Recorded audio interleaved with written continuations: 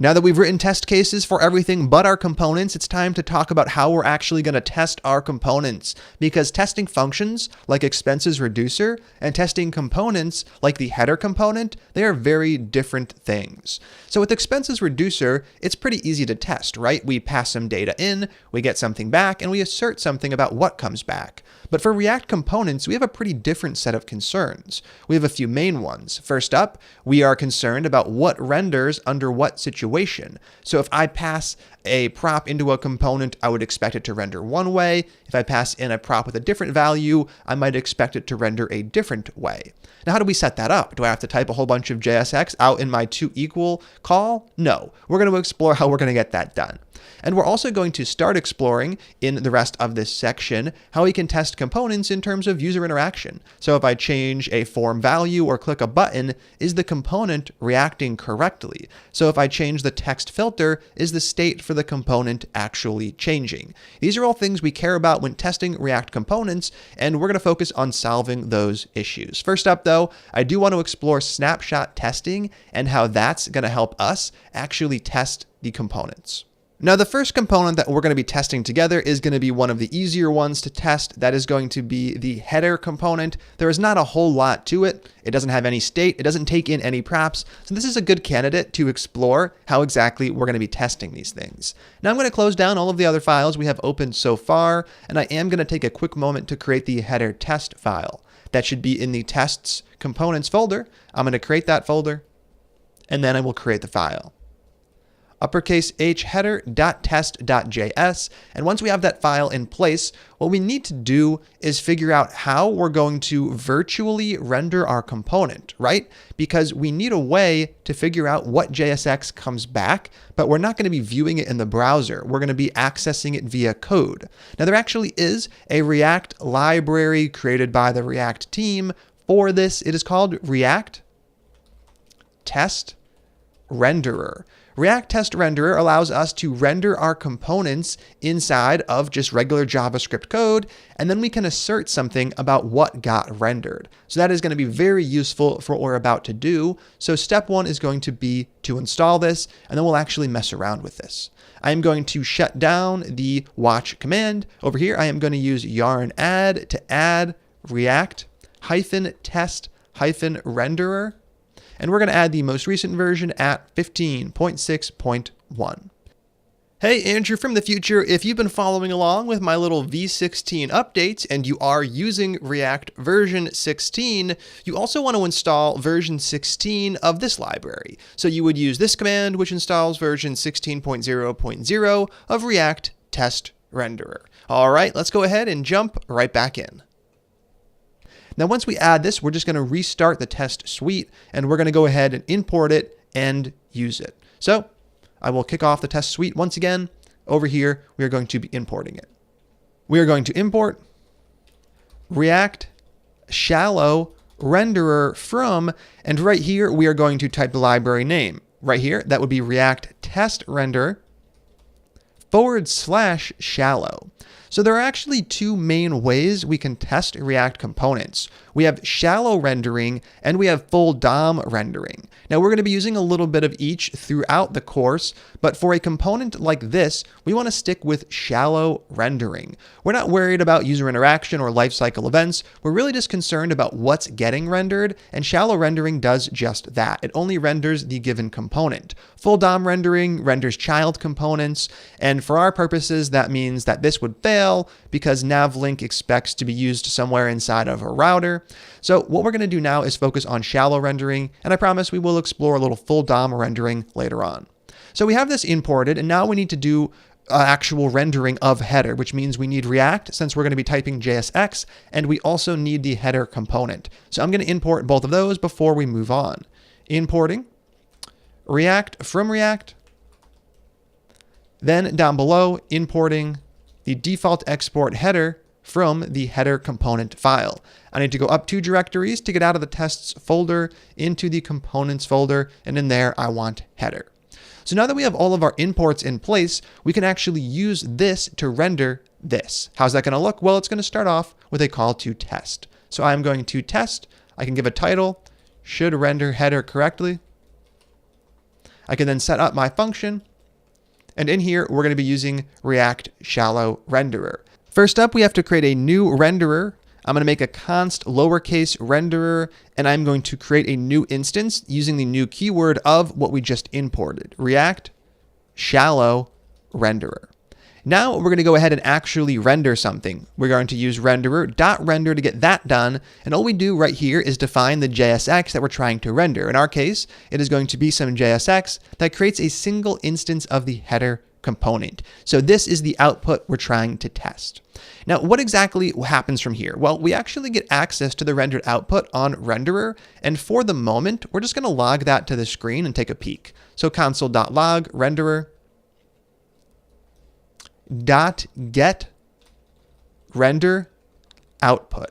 So this is going to return the rendered output of the JSX you put in. So if I save the header test file, we should see a log printing. And over here, we get what we saw when we looked at what comes back from React.createElement. We have our type header, we have the props. In this case, we have the children. So we have the 4 things rendered inside. And if I head over to the header component, we can see that is correct. We have the H1 and we have 3 nav links.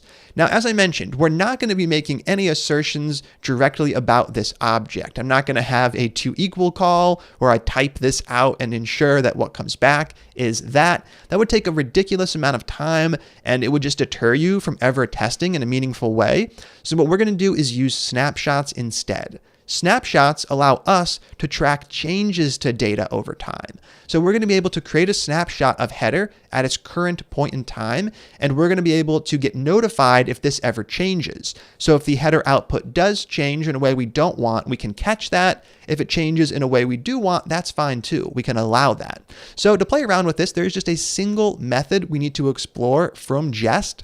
I'm going to head over to the expect documentation, and it's right here down below. It is toMatchSnapshot. So toMatchSnapshot is something that we're going to call. Let's mess around with this and see exactly what it does. I'm going to switch to the terminal. I'm going to switch over to Visual Studio Code, and we are going to use expect to make an assertion about the renderer. So what do I want to assert? I want to make an assertion about the rendered output. So that would be renderer.get rendered output. Now, as I mentioned, we're not going to use something like toEqual and try to define this object. That's not realistic. What we're going to do instead is use toMatchSnapshot. And I'm going to use toMatchSnapshot, calling it with no arguments. So what's going to happen?